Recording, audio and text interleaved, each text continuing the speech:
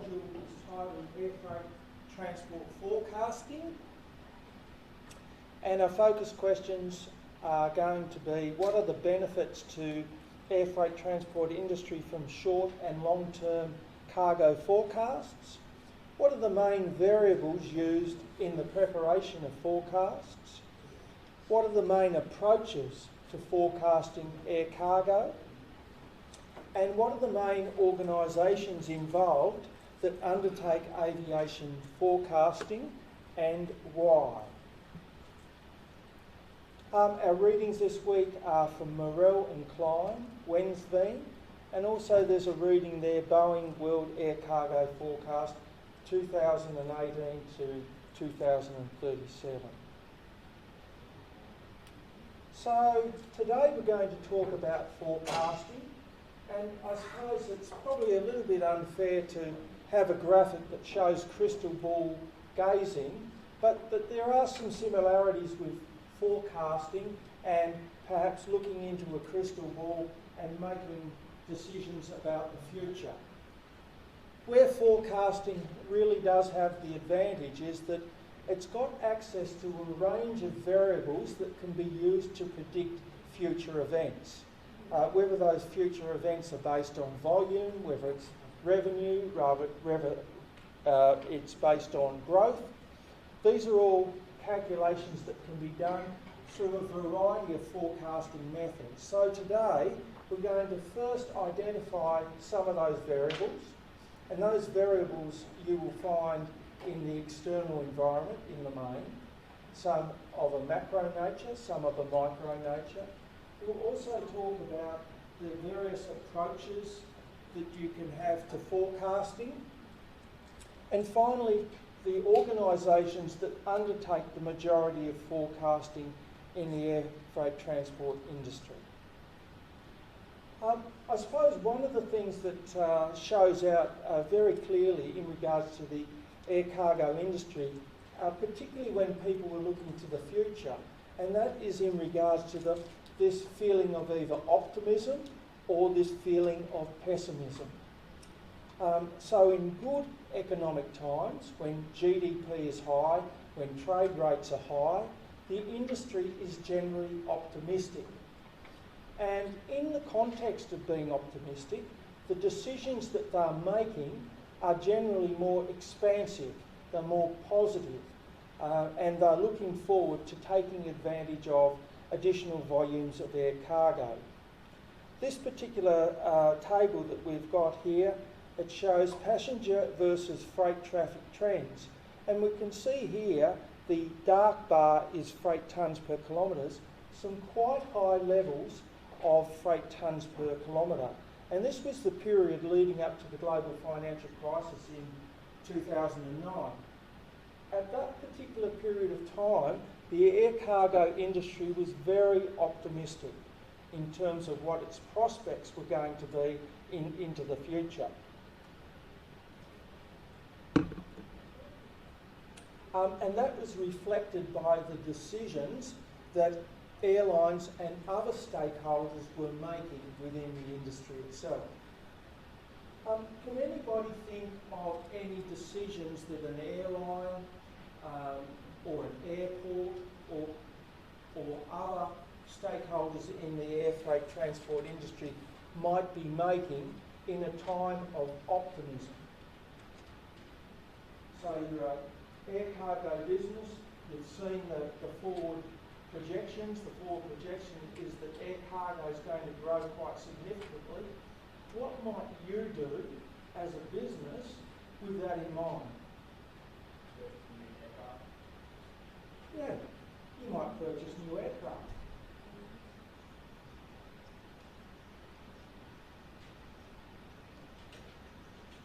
Because you're going to use that aircraft potentially to take up, to meet some of that demand of the growing air cargo sector. Any other things that an airline or an airport might do? You might employ staff.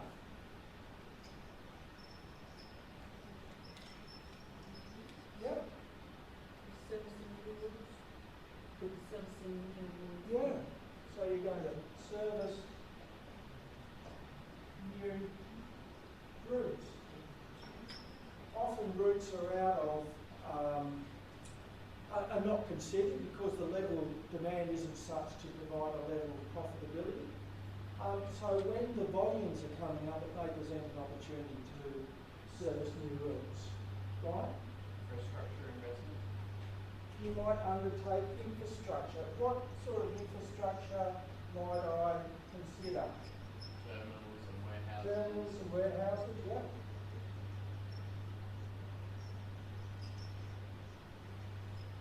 Like the new assignment going to, is there a passenger one going to an air freight?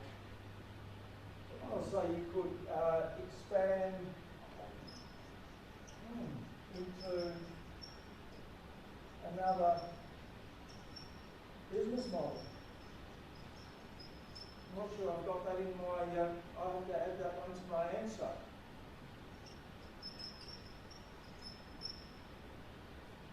So you've come up with a lot of the ideas that I'm about to go through, so obviously I don't have to speak in any detail in that regard.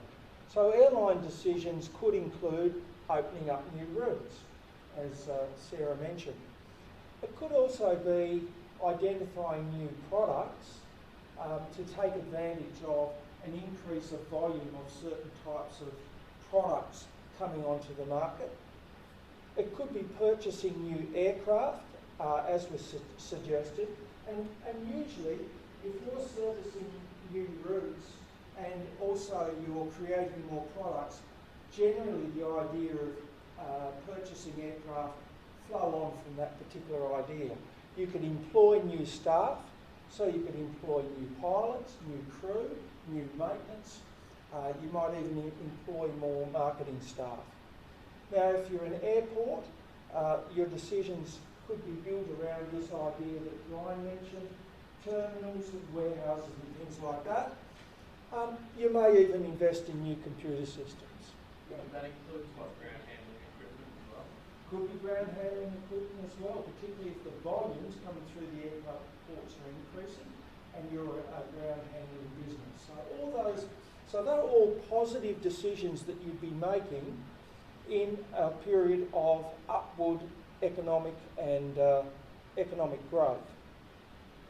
The government also plays a role in this process. This is a little bit more not obvious, but can anybody think of how government might perform a role in regards to improving customs efficiencies?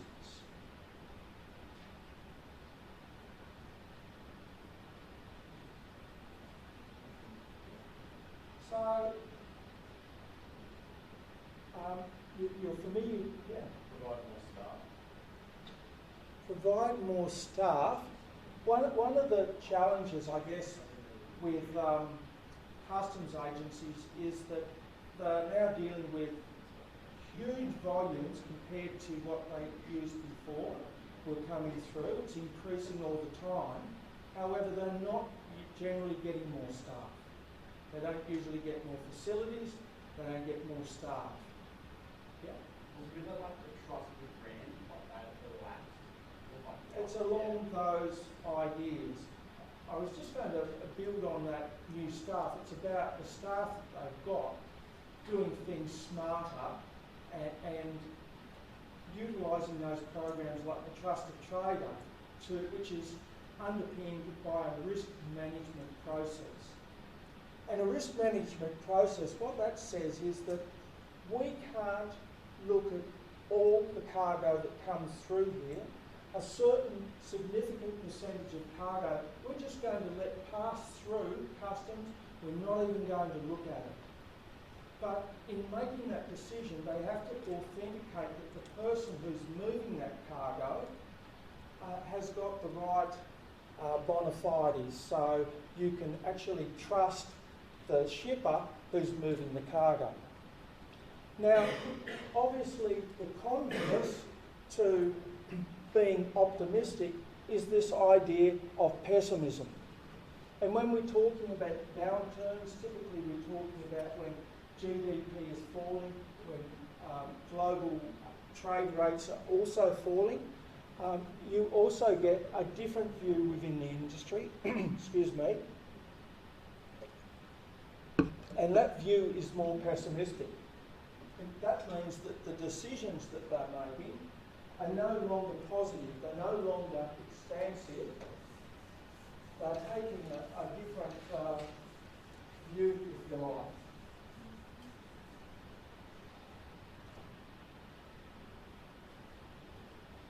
And we can see here in 2009 and also from 2011 to around about 2014, there was hardly any growth at all in global air cargo rates. And that was reflected on the decisions made by airlines and the major stakeholders. So with that in mind, what sort of decisions do you think in an environment where the global rates are falling, your demand is reducing, what sort of things could you consider as a stakeholder in the air freight transport industry to do? Any thoughts? Well, just be the opposite of what we said before. It would be, and what might that be? Like reduce routes, reduce purchasing. So you could reduce routes.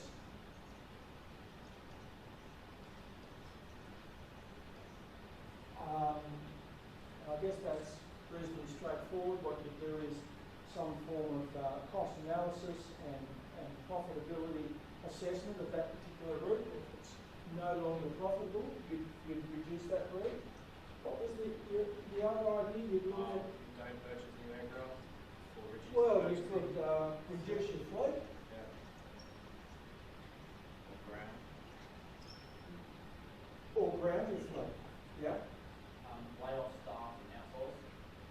Yeah, so you could provide redundancies.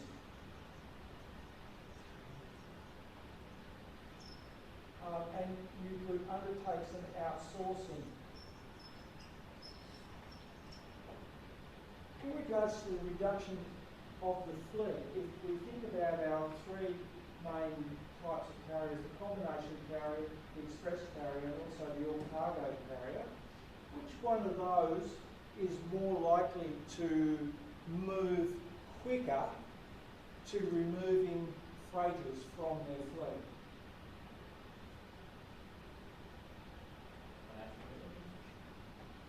Yeah, because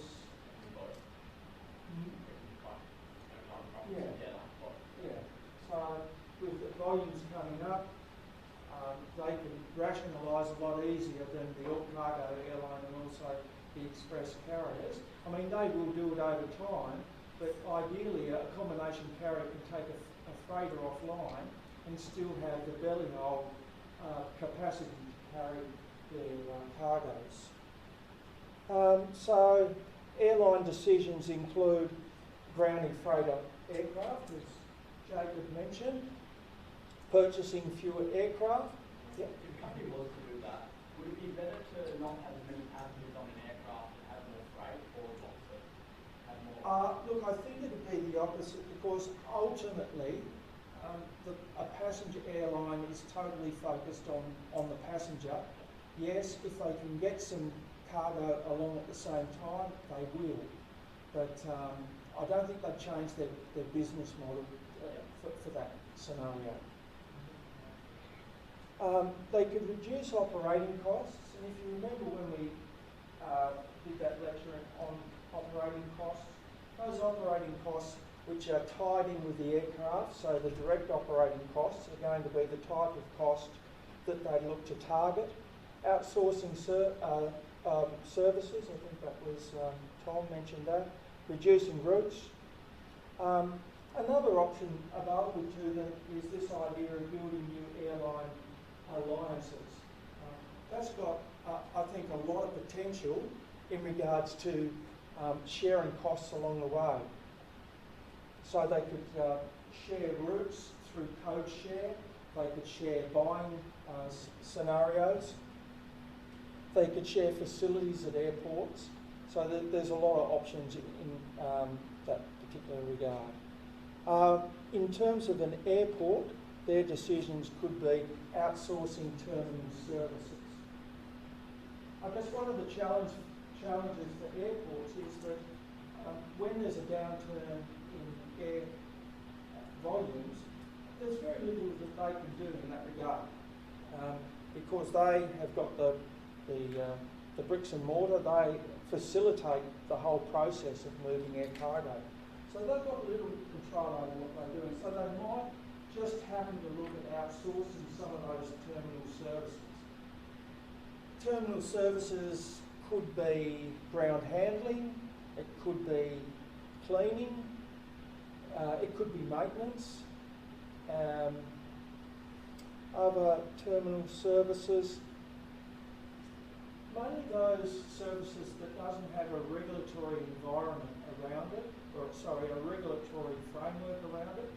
So with fire and rescue facilities, and what happens out on the air operations itself, it's most likely to hold on to those particular areas. So our first focus question that we're going to have a look at today is, what are the benefits from air freight transport industry from short and long-term cargo forecasts? So there's a number of benefits of making forecasts for the future. The air freight transport industry stakeholders, so we're talking about the carriers, the airports and government, regulatory authorities, freight forwarders, they use forecasts for a range of different things. They use it to assist with company planning.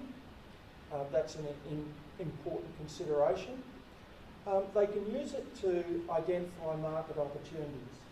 So if they can get their hands on very good high-level data talking about city to city or country to country flows of cargo, that may present them with an opportunity of understanding what perhaps new routes or what new markets to open up. Forecasts are also critical in regards to the setting of budgets, particularly in a functional sense. The setting of budgets will require a level of resourcing within an organisation, so it can be very helpful in that regard. In most cases, the knowledge of what's happening in the external environment is very important, and most of the variables that an organisation might consider when it undertakes forecasting is in the external environment, because they are the characteristics that the airline themselves can't control or manipulate themselves. It may also provide an opportunity to control their performance. So if they can get their hands on good forecasting information, they can benchmark their own success or otherwise against these particular statistics. Forecasting helps with investment evaluations. Having an understanding of the costs and revenue over a period of time is going to be a critical element in any investment proposal, particularly for longer term infrastructure projects. Now, usually forecasts are spread across a range of timings. They can be either short term, medium to long term, or longer term forecasts. In the short term, most of those forecasts might be used internally by an organisation to set its budgets, for example.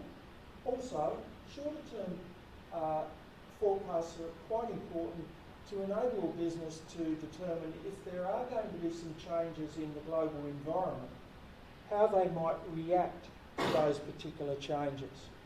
Medium-term forecasts are also quite important, in particular for investment type decisions. And longer-term forecasts are usually of a high capital nature when you're required to perhaps spread your capital investment over a long period of time. So it's not unusual that airports, you will have a long-term forecast of 30 to 40 years in that particular type of situation. The second question that we're going to look at is, what are the main variables used in preparation of forecasts? Now, the thing about variables is that whether you're going to put those variables into an equation, whether you're going to actually forecast it yourself, all air cargo operators should be across those key variables that occur outside of your business. And as I mentioned before, they come from macro economic issues to microeconomic issues. So, one of the things about the external environment, particularly from a macro point of view, it is a strong influence on the performance of not only your business but the air cargo industry as a whole. And the main variables that are used in forecasting by a range of different bodies are international trade and GDP. They probably stand out among the main variables. We know what international trade is. It's the movement of goods and services and capital across borders. And we know that what GDP is, and that is the total amount of finished goods produced within an economy within a period of time. So they've been proven to show very good indicators of what's going to happen in the air cargo industry in terms of growth. There are some other characteristics or variables that perhaps are not as clearly understood. Can anybody give me an idea perhaps why exchange rates could be used as a predictor of what's going to happen with air cargo? Any thoughts? Yeah. Say prices, if the Australian dollar goes below another one, it means another country will want to buy more products from Australia to cheaper for them. However, if the Australian dollar goes up, means Australian companies will buy products from another country whose dollar is worth more than all countries. Absolutely. Now, if you consider you're a business and you're dealing with a range of different countries all over the globe, keeping track of that information is quite important to you because it generally has a reflection on those volume of exports and the volume of imports. Yeah. And air cargo companies, it's like balance of trade and volumes available for them on like their backhaul flights.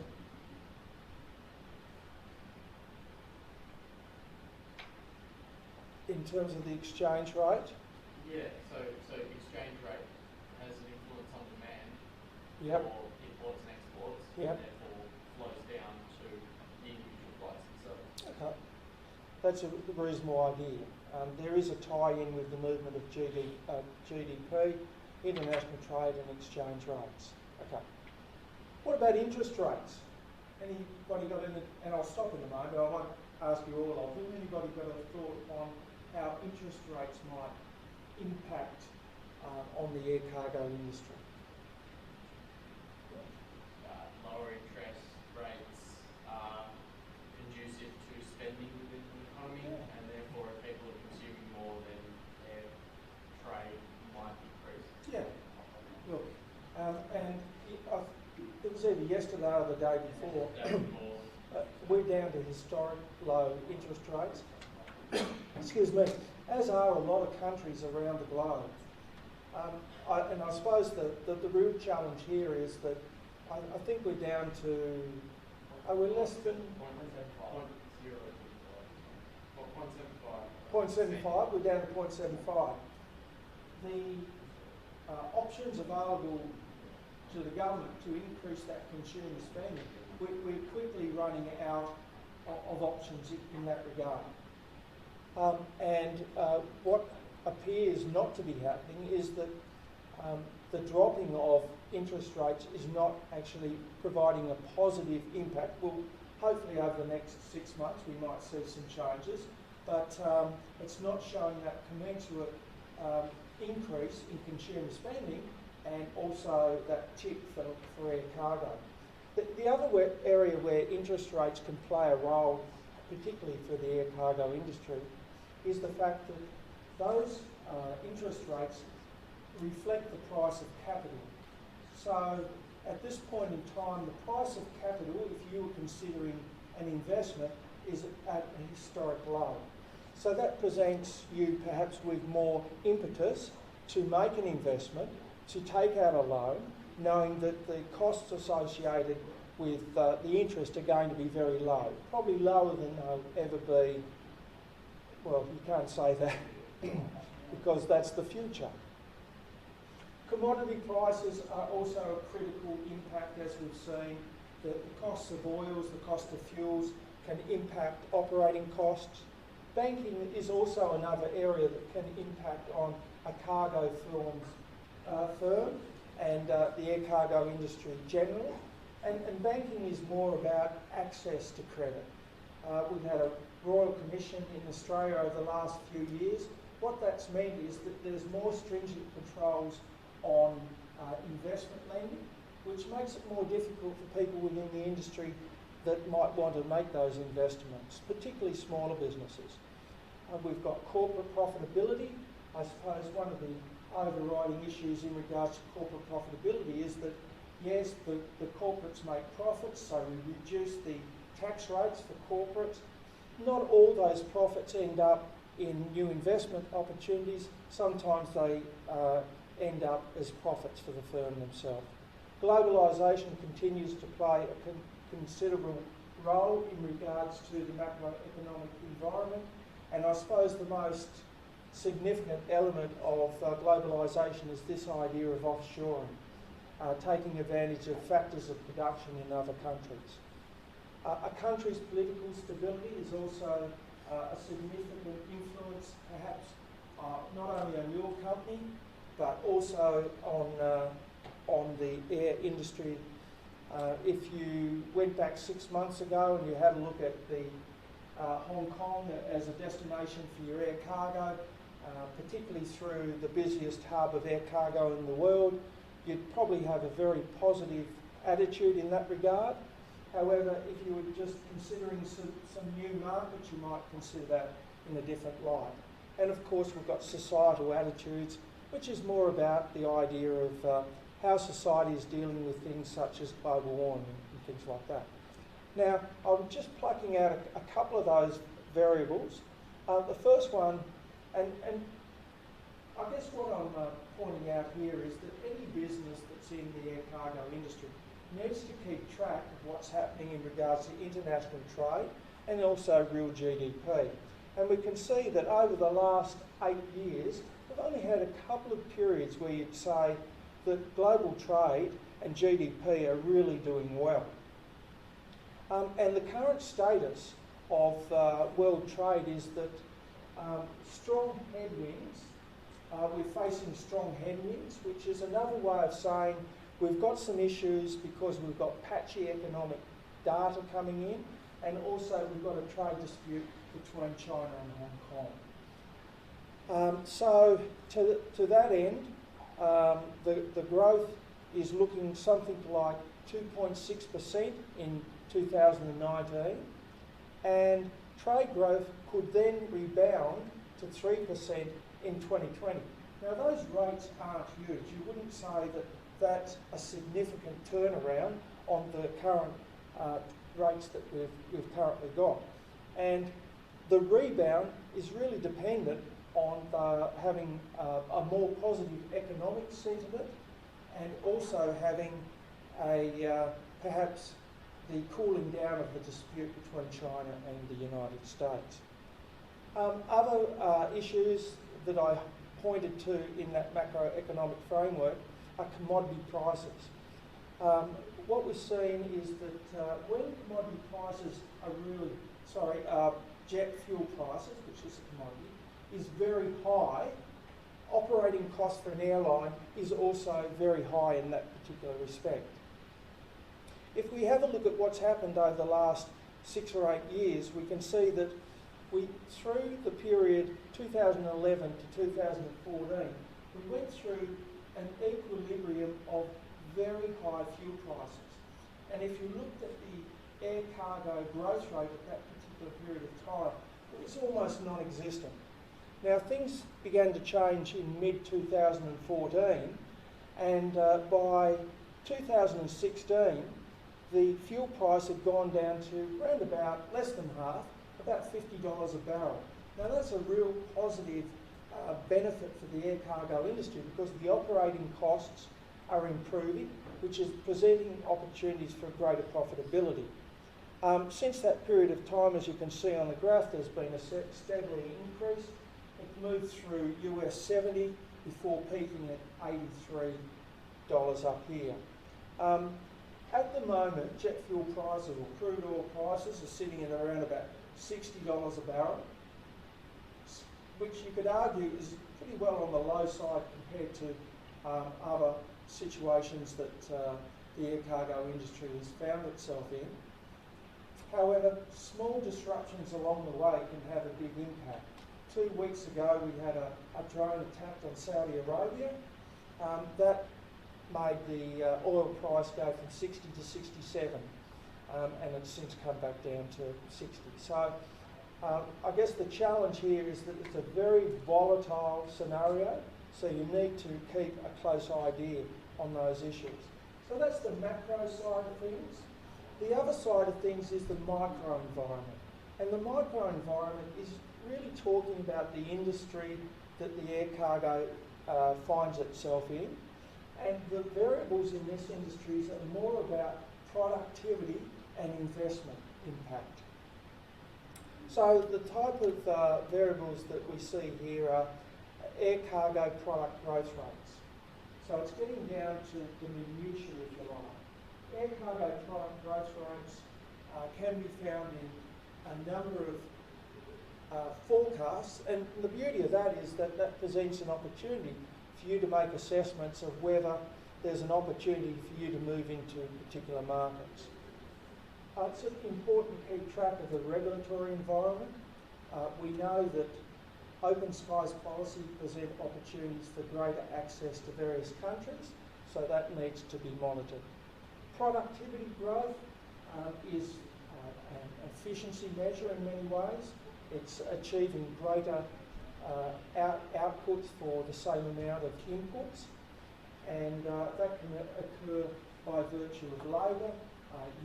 It can occur by virtue of R&D. A range of different things can impact positively on productivity growth.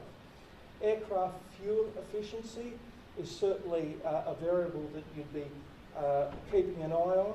So if you've got an older style aircraft, you might consider the idea of perhaps making changes to the engines that you've got within your planes as an upgrade. So rather than buying a new aircraft or a converted aircraft, you might just decide to change the engines. Also, having an understanding of the volumes along trading lanes are very important, because we know that some trading lanes have got an imbalance. So the imbalance typically impacts on your yield and payload. So a knowledge of that information is really important.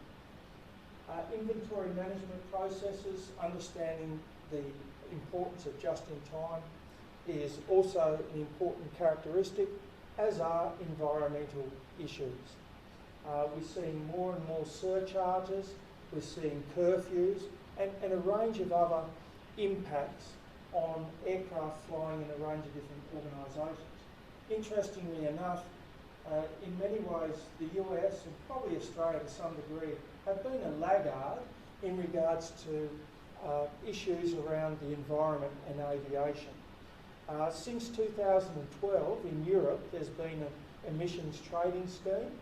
It's actually, I think it was 2011, but from 2012, all flights in the European Union attracted an emissions trading tax. So that's probably where the globe's going in regards to those type of issues, so you need to be ready for that.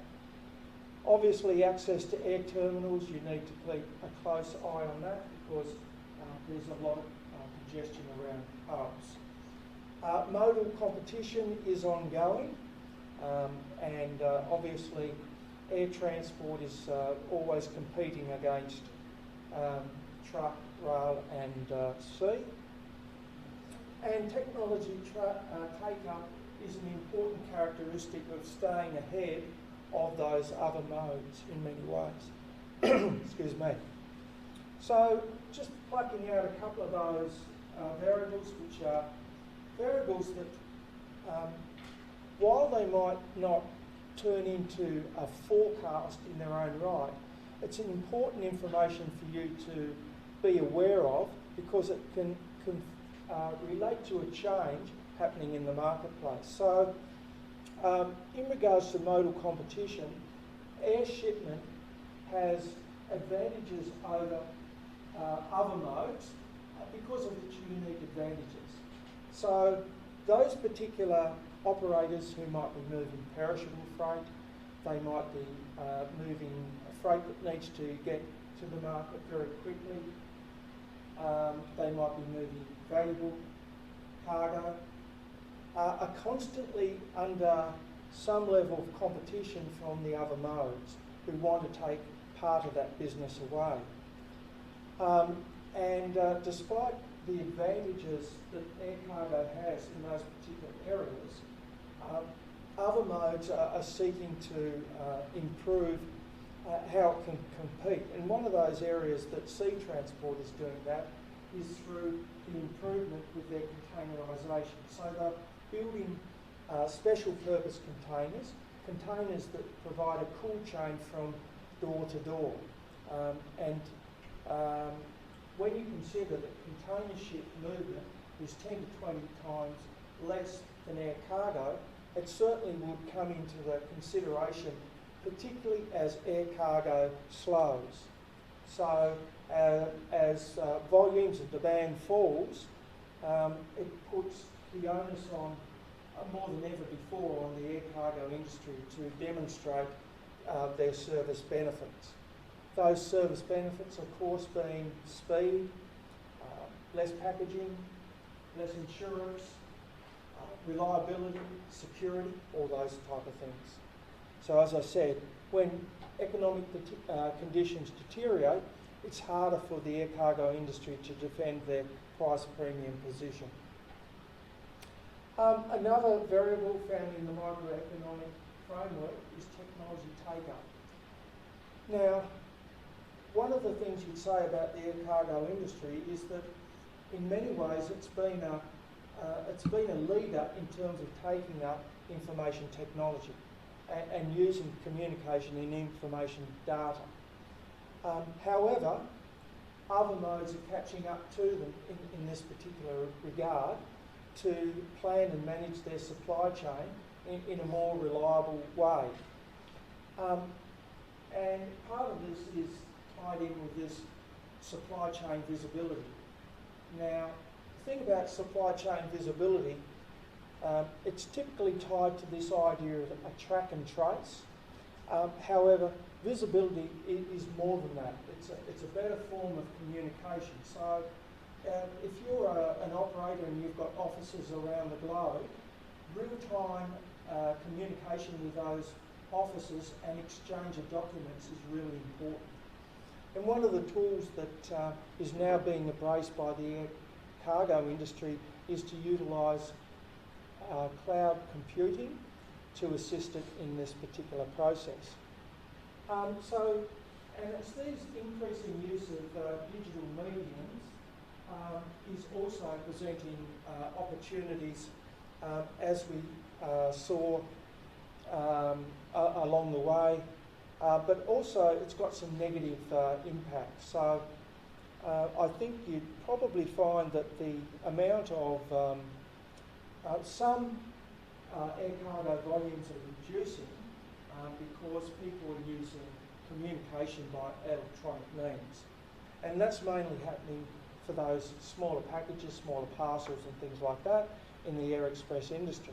However, on the positive for the air cargo industry, and particularly express operators, has been this strong growth of e-commerce.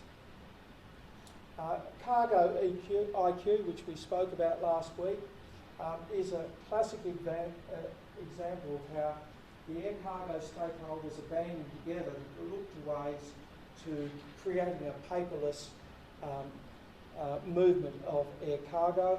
Paperless will have the outcome of providing a faster and speedier process when you're not dealing with hard copy papers. And also enabling those efficiencies in electronic documentation along the way. So the next question I want to have a look at is, what are the main approaches to forecasting air cargo? So there's a number of different approaches to forecasting air cargo, and ICAO, the International Civil Aviation Organisation, put together a forecasting menu, which you can access online. It's about 92 pages and provides quite a level of detail on this type of thing. And what they do is that they group the approaches to forecasting in three categories. One category is quantitative techniques, the next category is qualitative techniques, and the third category is decision-making analysis.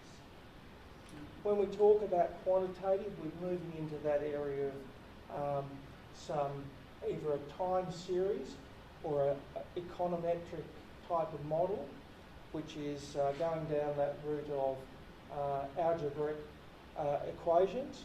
Qualitative is more about judgmental decision making, and decision analysis is more around industry and operator surveys.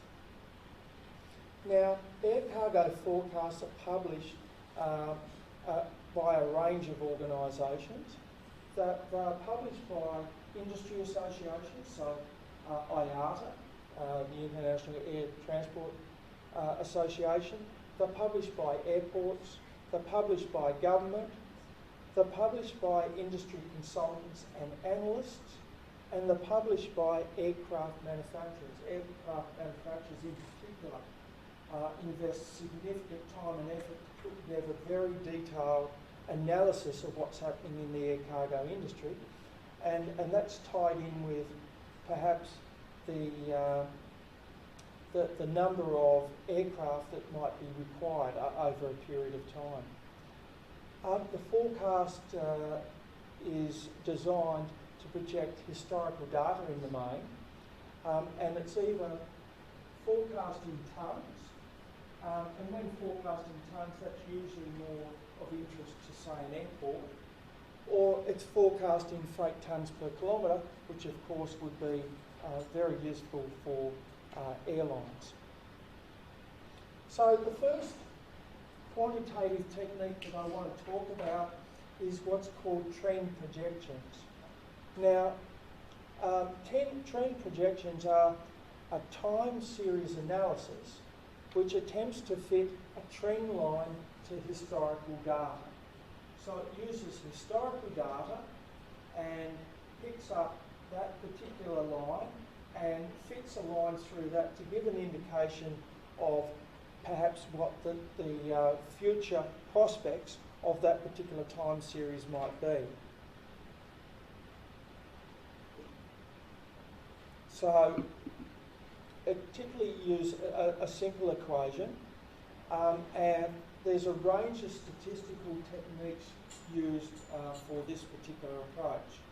And they're the five relatively simple techniques. The exponential smoothing is a little bit more complex. We're not necessarily going to go into them in any detail, but it just gives you a sense of how you might deal with having some historical data and moving that data into the future by virtue of looking for a trend between the data and then extrapolating from there. And a typical way that something like that might look is that you could have, on the y-axis here, you could have a level of output, and then that could be over time. And what we've got here is, over this particular time period, we've got a pretty consistent increase in volume.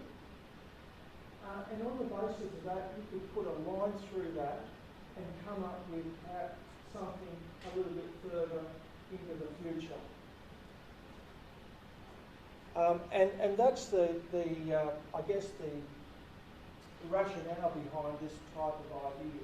It's saying, okay, well, we need to go and have an understanding of what's happening here, and you can fit an equation into that particular.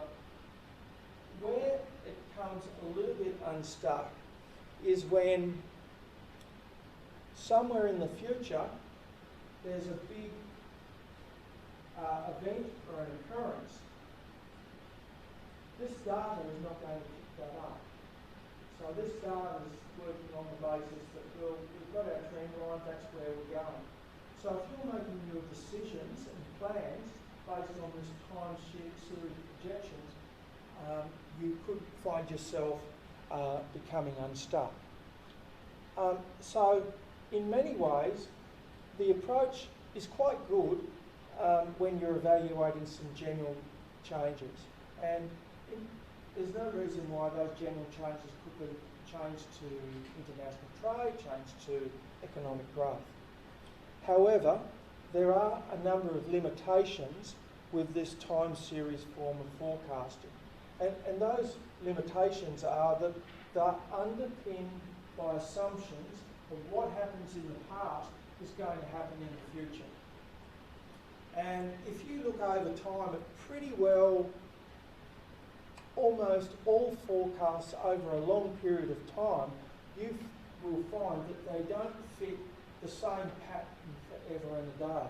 So for example, if you looked at average capacity of flights over the last 40 years, what you'd find is that in the 70s and 80s had quite a good growth rate of their cargo. Now, if you were using a time series, you would project that into the future and you'd be moving up in that positive direction. However, in the mid to late 1990s, that growth rate went down. So that wouldn't have been predicted by that time series approach.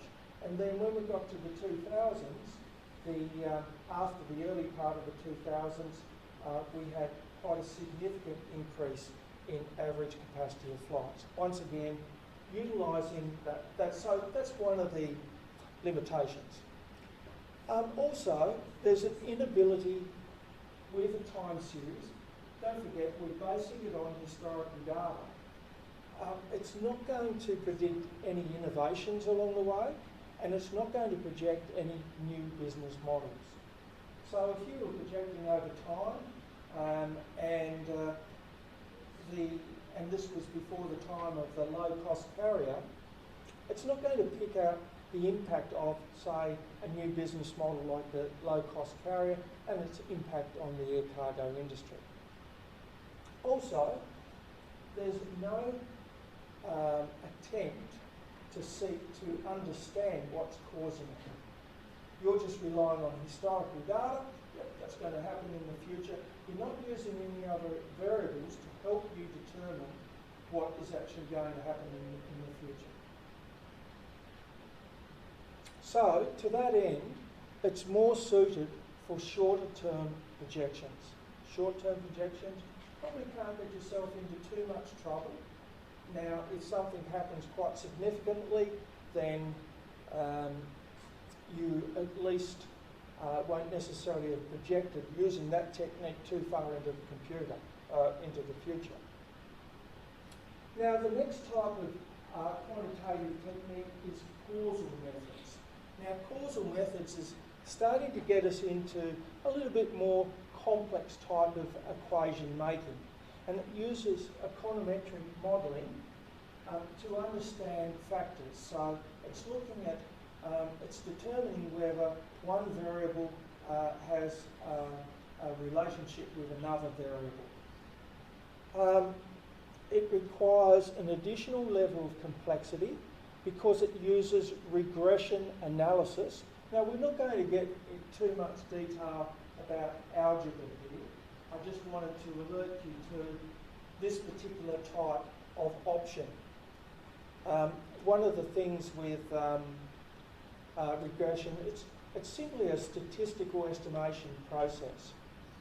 Now, for an air cargo island, an air cargo airline, using causal methods can be really quite helpful for them because they're using variables that can help predict where the air cargo growth rates are going. So you might not just have a single model, you might have a number of different models depending on the destinations that you're going to. So you might build an equation to forecast directional traffic on sectors.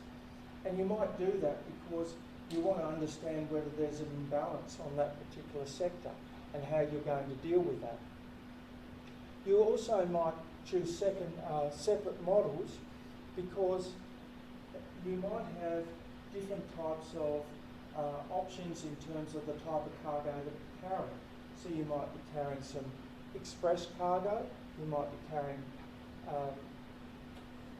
special handling cargo, or you might be handling just general cargo. So you might have different models because certain variables might reflect differently on the outputs. Now, the factors, if you remember when we looked at the macro economic framework, typically the variables that they use in making those predictions come from the macroeconomic framework. And typically they're going to be things like GDP, so gross domestic product, international trade by volume, value or growth rates, could be on exchange rates, or it could be on freight rates or yields. So these are the most popular variables that are used in these causal methods.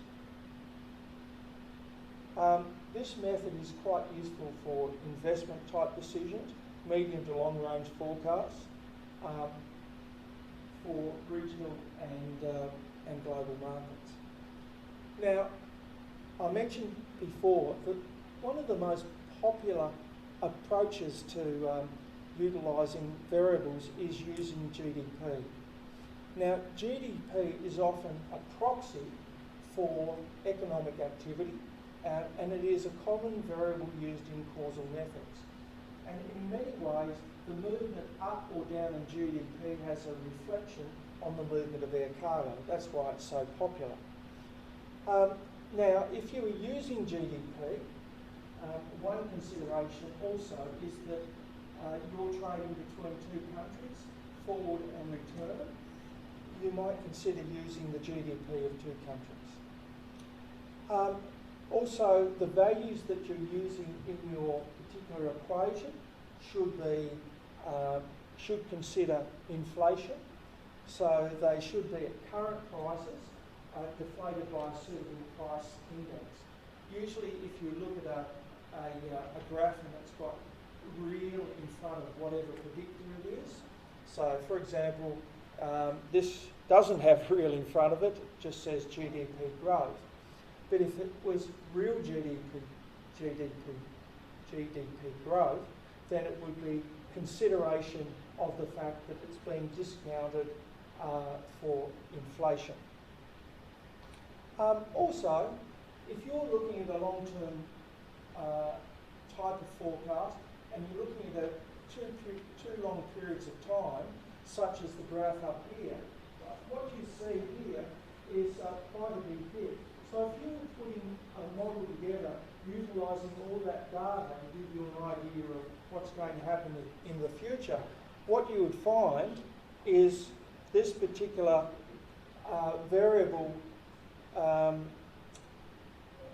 would probably throw the statistical analysis out by having so you've got a relatively similar type of projections going along there, and then you've got one here. Now when you've got one of those really large outliers, what the best approach there is to put in a dummy variable for that particular period of time, which effectively just takes that particular percentage out of the final equation. So, when we get to causal methods and econometric models, they can be one of two types.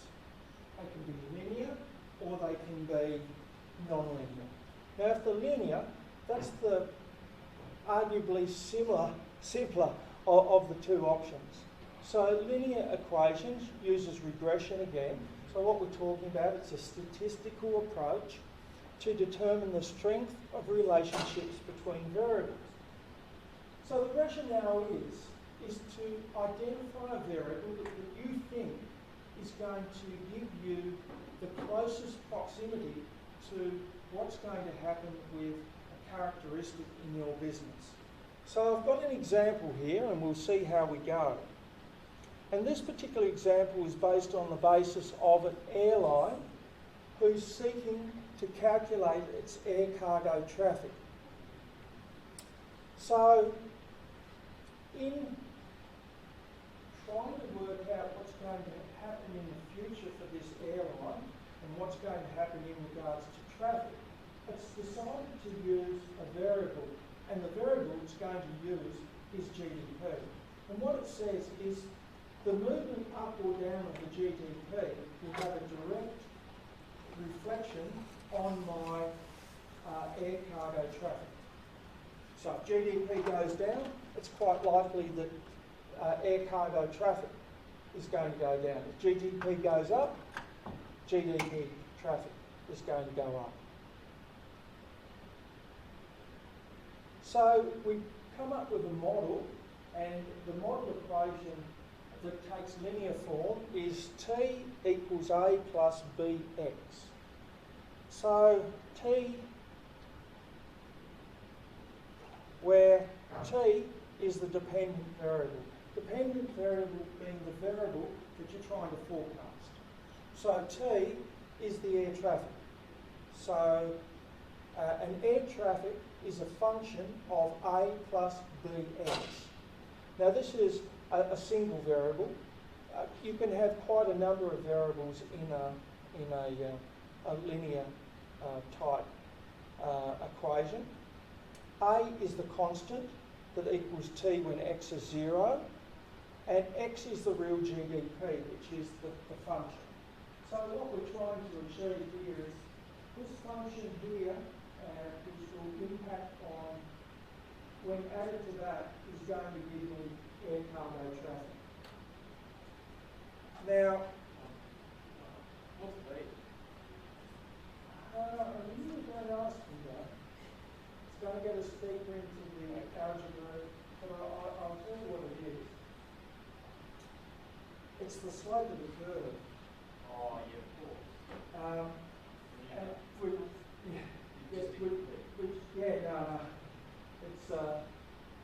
which essentially means that, and that slope of the curve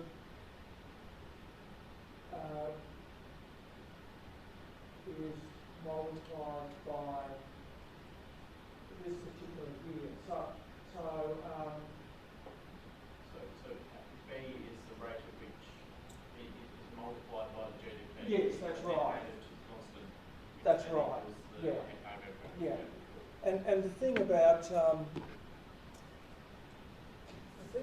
linear, which makes it a little bit different from the non-linear, is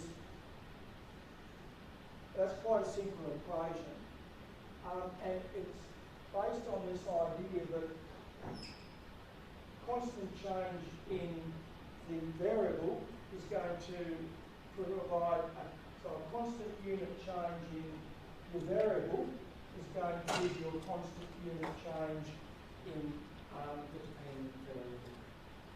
And that gives you a straight line. So if you've got a range of data and it seems to fit quite nicely into a straight line, then you can use a simple linear equation. And it gives you an opportunity to understand what the air cargo traffic is going to be like in the future. It's essentially as simple as that. Yeah. How well do we have to know this stuff? Or do we just need to know all of it? Look, you certainly won't be asked to do any equations, so I wouldn't worry about that. It's just a top-level view of the fact that the statistical analysis can help undertaking forecasts. So no, hadn't thought of that. Okay. Of course, it doesn't get any easier when you move to a nonlinear equation. And a nonlinear equation is when you don't have constant, a unit change in the independent variable doesn't give you a constant change in the dependent variable. So econometric modelling can be nonlinear. And typically, if it's nonlinear, we've got an extra level of statistical complexity. And we're not going to get into this, I'm just mentioning it, so I'll try and move through it as quickly as I can. But with nonlinear, we're moving into a logarithmic transformation. And the thing about logarithmic transformation, it presents an opportunity to more accurately identify future movements of your particular dependent variables. So in this particular scenario, similar sort of idea. What I've got to do is, and of course, knowing to go for the linear is often because I've got some historical data which tells me that's pretty well how I do get that uniform movement. But not everything works in that particular way. Sometimes this year you might be here, then you're up there, then you're here, there, you're all over the place. And when you are all over the place in terms of your historical data, you know, perhaps, it might even, like that, if you can't actually fit a straight line, might have to be a curve or something like that, a curve line. So, and to, because there's a level of elasticity involved. Now, to deal with that, as I said, you just go through a logarithmic transformation, which we don't have to worry too much about. But the equation looks the same as the other one. The only difference is that you just, the function itself goes through a logarithmic transformation. All the same. Yeah. No, we're not getting any detail. Well, we can have next week's. No, if you're really keen, we can do a special tutorial on it next week. No, just joking. Well, Okay. Next week we don't have class, so we. Oh. Maybe. Yeah, good call. Okay, so we're moving on. Now, the thing about econometric modelling is that it is an improvement, as you can see, it is an improvement on time series analysis because it's actually using some predictors beyond just relying on historical data. However, it's got its own challenges and problems with the data. And often, it's probably unusual if you're going to have an equation just with one variable. Invariably, you will have a number of different, what's called explanatory variables. So you might have GDP plus yield plus international trade, and that gives you your final equation. Now, in that case, one of the challenges with using this approach is that the what's called independent variables are actually dependent on each other. So there's a level of dependency. So cargo yield changes, GDP changes, cargo yield changes. So when there's a connection between the variables and they're not independent, that can cause a statistical anomaly. It can be sorted out by mathematics, but we're not going to go into that. Also, let's not forget that the equation is only as good as the explanatory variables. So what you're doing is you're inputting a change in GDP. So that equation is only good as the information of where that has been derived from. So that's worth being aware of. And also, while it's called causal methods, it doesn't necessarily go a long way to explaining the cause between why the change in GDP changes the air traffic. It doesn't go too deeply into that, so that's just a... and also, there are a number of variables out there that you would say, yeah, definitely, yield needs to be in there in terms of if I'm determining my air and cargo traffic, or freight rates need, because I know if freight rates go up, I usually demand falls. But you rarely find them as an explanatory variable in those type of equations. And I think that the main reason for that is that because of their interdependence on each other. So they're not independent. Okay, we're moving on from there. Everybody's breathing a sigh of relief, I can tell. Another option, and this is this idea of market and industry surveys. Many organisations undertake industry surveys and they track the variety of commodities that might be moving around the globe. Particularly important for businesses that are trying to understand that perhaps going into new routes. They want to understand the type of commodities that are available on those particular routes, and they also want to know the weights and ideas of volume. Now, these type of surveys are used in typically hand in hand with other, say, econometric type forecasts as well. So they're usually used to support other types of forecasts. Generally because they don't always have the same rigour as some of the other types of forecasting approaches that we've seen before. Typically, you often find that cargo shippers and forecasters will often use them to support some level of judgmental forecasts. Now, judgmental forecasts are typically based around a person's opinion, somebody's subjective thoughts about something, but if that can be backed up by a market or industry survey, that's going to help. Now, judgmental forecasts often are used in situations where it's very difficult to actually fit any form of mathematical equation to particular scenarios. So, particularly in strategic planning, there will be a number of things that are happening in the external environment that you want to understand the ramifications or what might happen in these type situations. And it needs to be fed into the strategic plan because it could impact on your performance. Things such as estimating the effect of air service agreements. So if you get access to markets, what effect does that happen on you? Pretty hard to come up with a formula around that. So what you need is some level of judgment. That judgment might come from a consultant, might be able to provide you some advice on that. You might be able to have that expertise within your own business. As well as what happens with trade creditors. What impact's that going to have in your organisation? So all these type of things that you see here are important things. They won't find their way into a quantitative type of forecast, but they need to be considered in light of the organisation, particularly from a strategic point of view.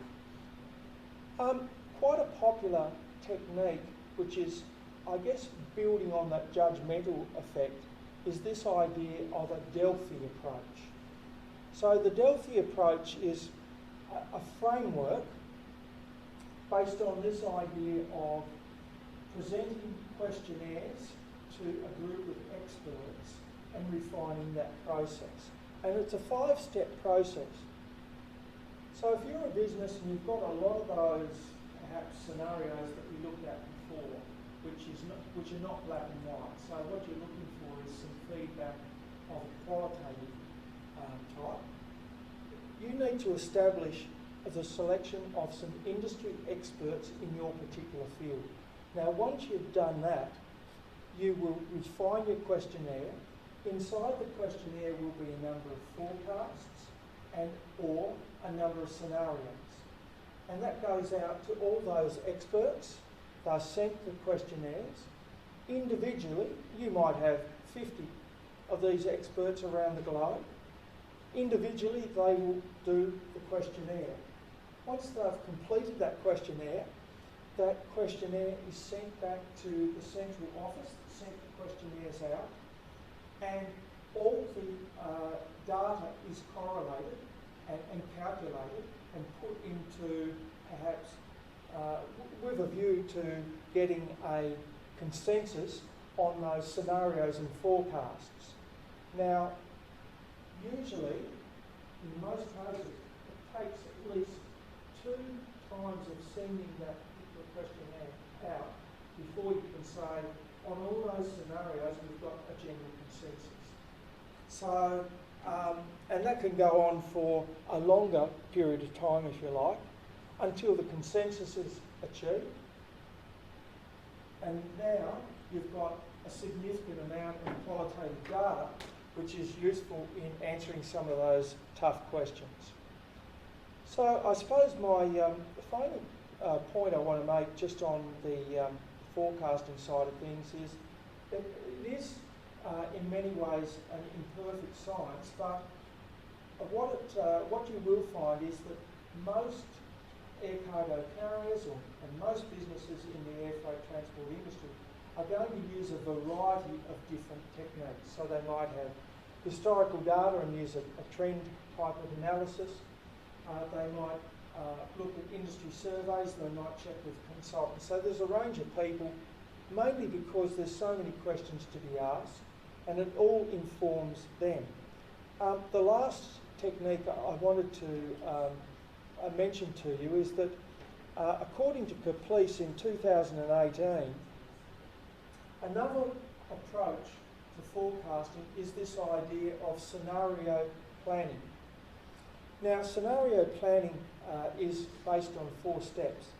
The first step is to look at those external aspects of the economic framework, so what's happening in a macro sense outside of your particular business, and putting down as many as you possibly can. The second part is prioritising those particular changes outside of your organisation and determining which are the most important, or perhaps which are the most critically uncertain and could have a significant impact on your particular organisation. Once you've picked out 2 or 3 critical uncertainties, you then need to establish a range of plausible scenarios. Now, the approach that's often used is coming up with 4 scenarios, all different scenarios about the outcomes of these critical uncertainties. The next step is based on those 4 scenarios for each of those uncertainties to develop a strategy on how you're going to deal with it within your business.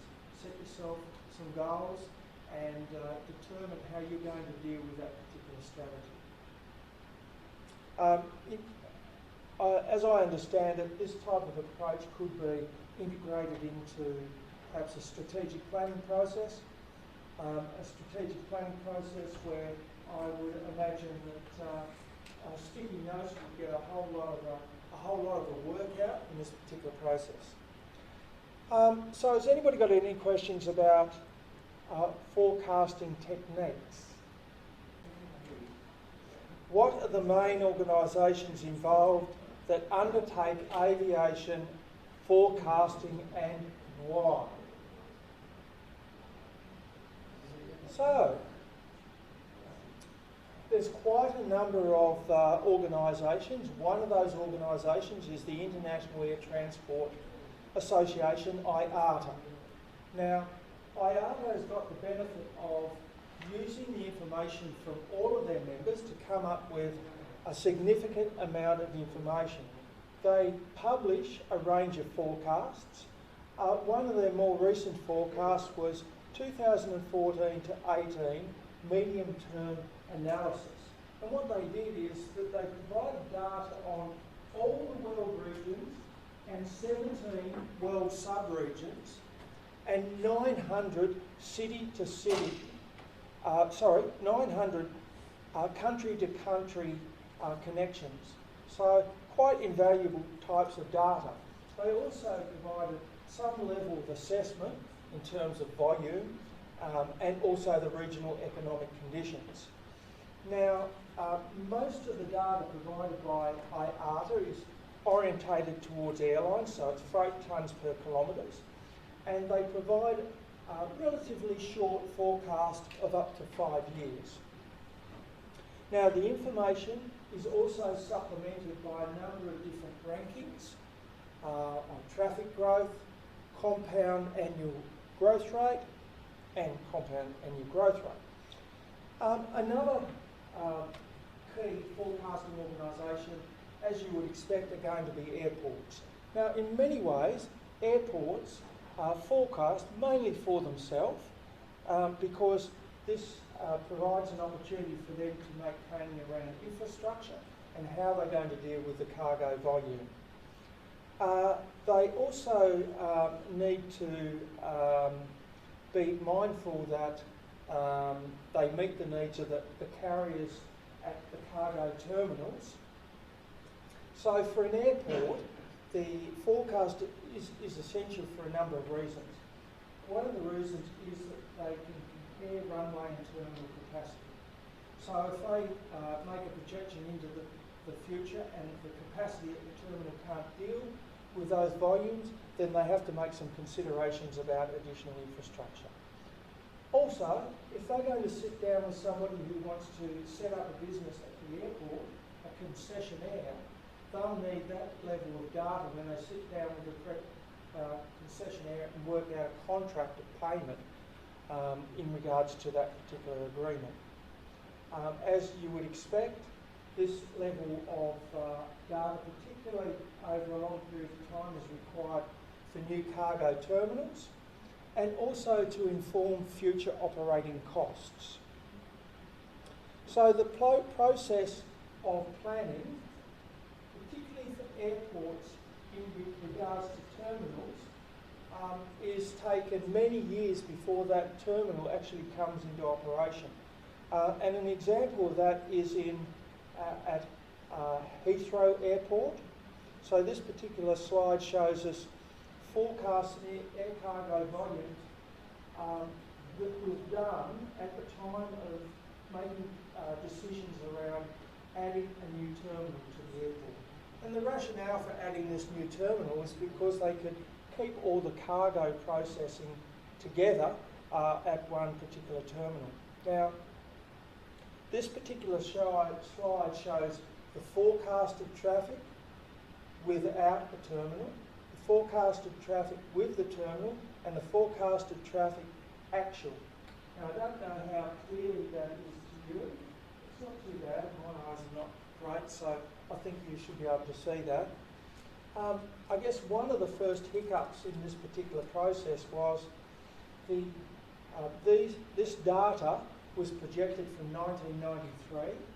The expectation was that in 2005 the terminal would be up and operating. That actually occurred in 2008. So 15 years gives you a sense of the planning required before the terminal itself becomes operational that we can see there. Another thing that's worth having a look at is the actual traffic. Now, the longer you project forecasts out into the future, the greater potential is that those forecasts could be incorrect. So in 1993, they made a projection that without the terminal, the airport was going to have 1,600,000 tonnes of cargo. They also said that if they get the terminal, that they will have a throughput of 18,000 tonnes of cargo. As it turned out, it was 1,541 tonnes of cargo. So they were a fair way off in regards to the benefits of having that additional terminal. So they were 4% without the Terminal 5 and 14% below with Terminal 5. Interestingly enough, 2017 was a really good year for air cargo, and it actually improved their rate from 2.6 to 2.9, which still pretty well below the 3.3% they were expecting over time. Other forecasting organisations are going to be government organisations and regulatory bodies. People such as the FAA, involved in the safety regulation of aircraft around the United States. Their main rationale for this is usually for their air traffic control and tower facilities around the US. And they use a simple econometric type model that uses GDP. So one of the types of models that we look at today is the same one that the FAA use in making their calculations. FAA made the point that while GDP is a really good indicator of the movement up or down of air cargo, there are other considerations such as globalisation is also an important characteristic in this regard. The FAA also says that there are, beyond the GDP and some of those other considerations, there are a number of other non-economic type changes that impact forecasts. One is the state of the cargo market. So their suggestion there was that the express cargo market in particular in the United States is quite mature. And a mature market is one that doesn't get a great deal of growth, and also it's quite competitive as well. Also, they make the point that another issue that can impact forecasts is this idea of an increase in air fuel surcharges.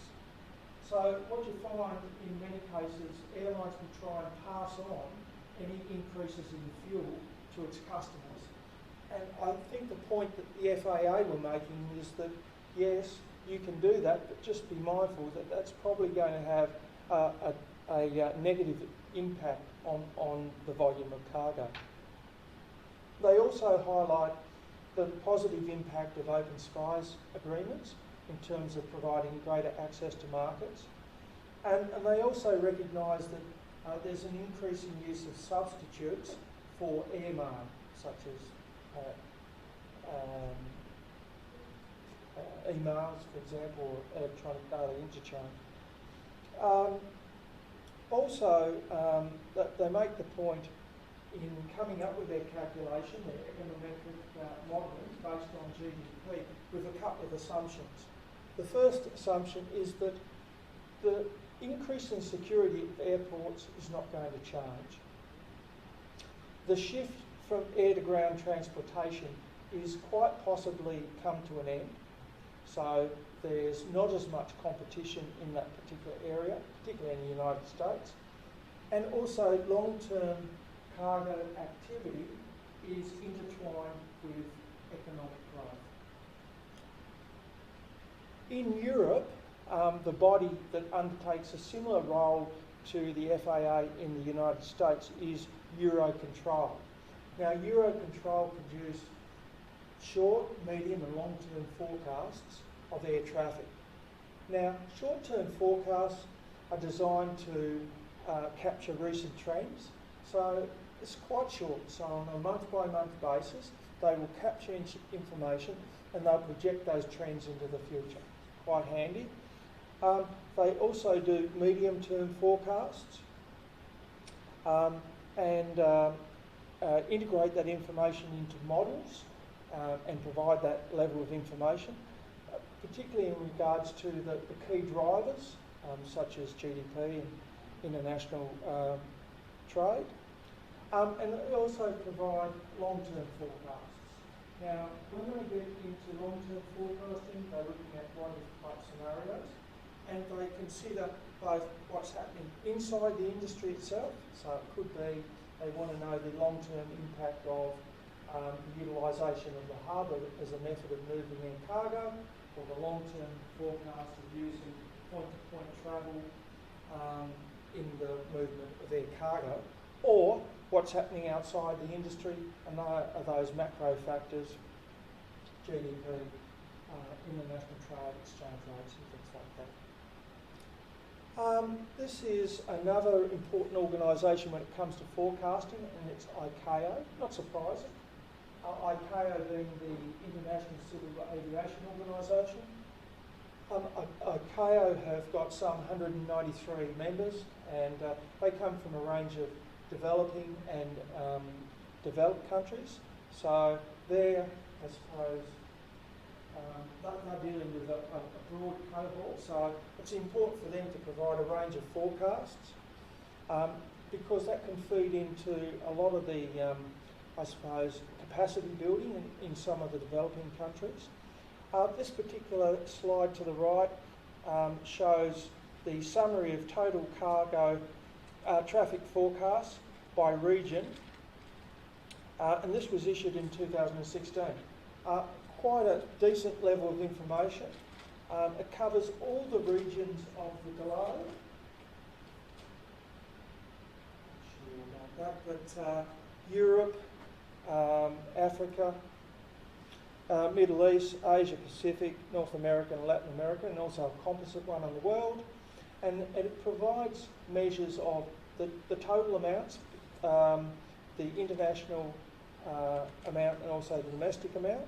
And they do that across 3 different time scales, 10 years, 20 years and 30 years. Now, ICAO are one of those organisations that use quite a thorough and robust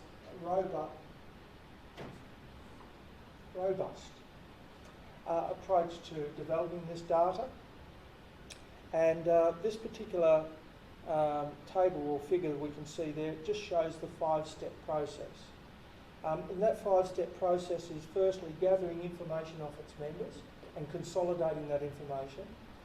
Also asking an external consultant to provide a level of information on trade activity, and that's expressed in value terms.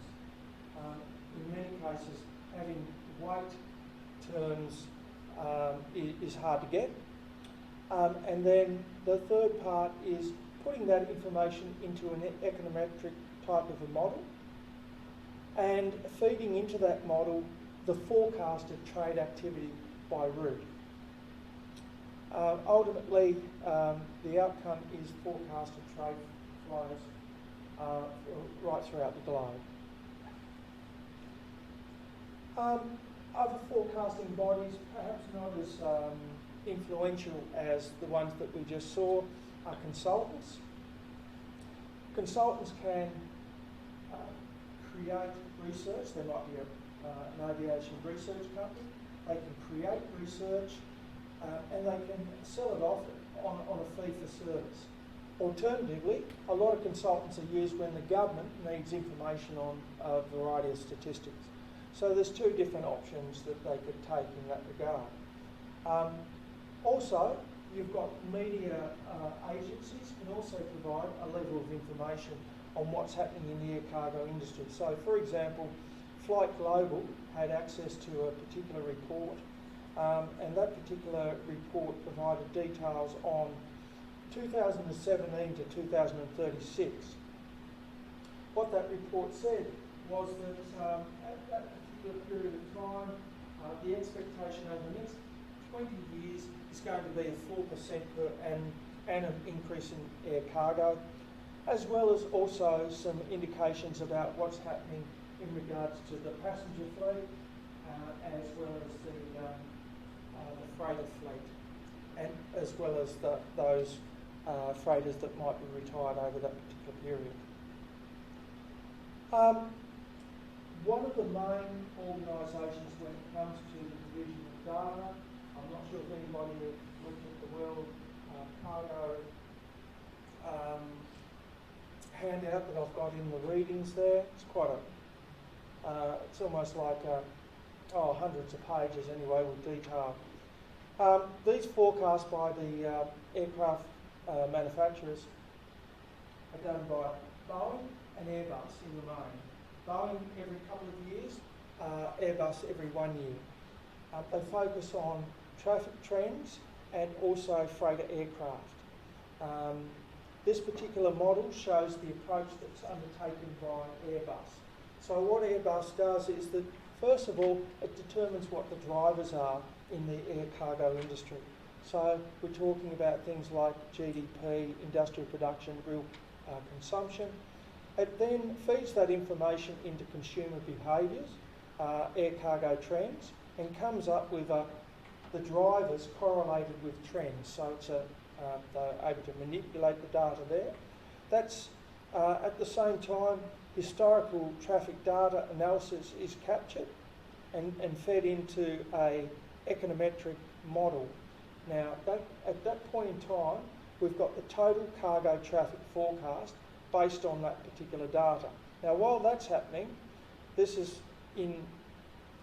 particular model specifically in regard to freighter demand, we've got a passenger forecast and the belly capacity available.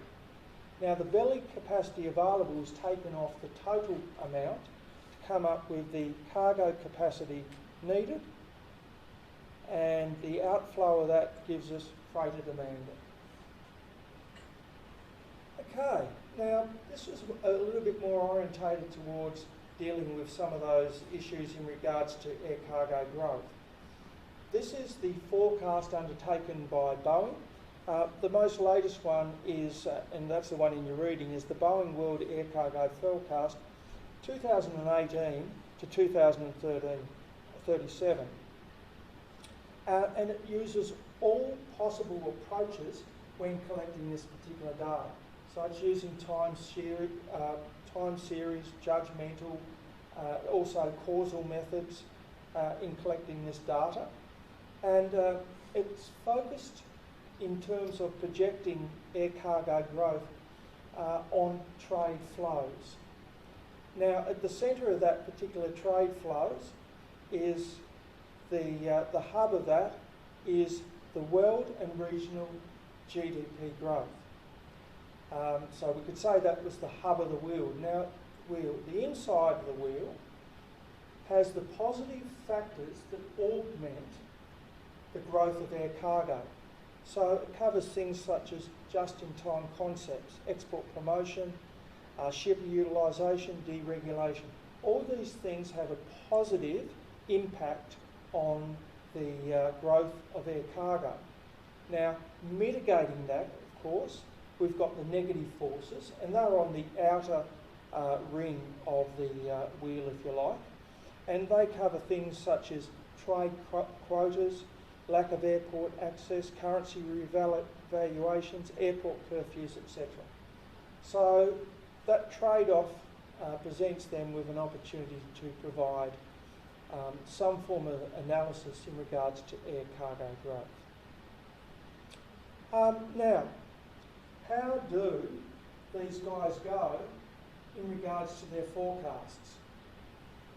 Now, this particular slide shows us forecast projected out for about 65 years. Well, we're only interested in the last 45. And what it tells us is that in their early forecasts, we can see here, the line is below, the dark line that you can see on the slide here, that's the actual line of air cargo growth over time. The 1987 forecast proved to be too conservative.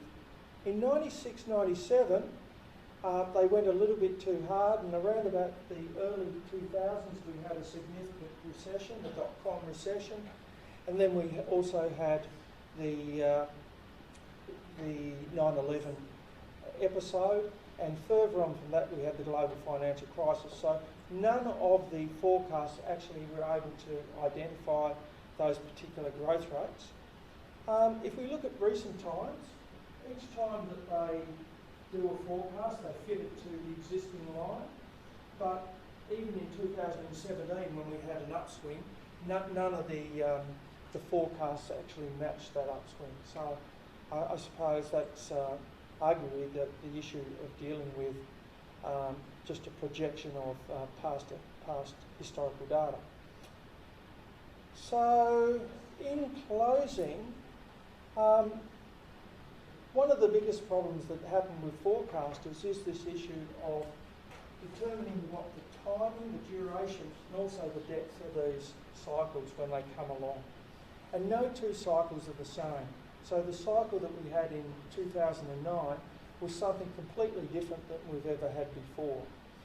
Also, the most recent recovery in 2017 provided a lot of positive vibes within the industry, which had dissipated quite quickly due to some issues globally. Econometric models are really helpful in making decisions about your forecasts, but they're only as good as the explanatory variables that you put in them and that you forecast yourself. Some forecasters suggest that there are other indicators that are much better than GDP. One is inventory to sales ratio, and the other one is composite leading indicator. Inventory to sales ratio, really an efficiency ratio around inventory, and composite leading indicator is an indicator of production level of production.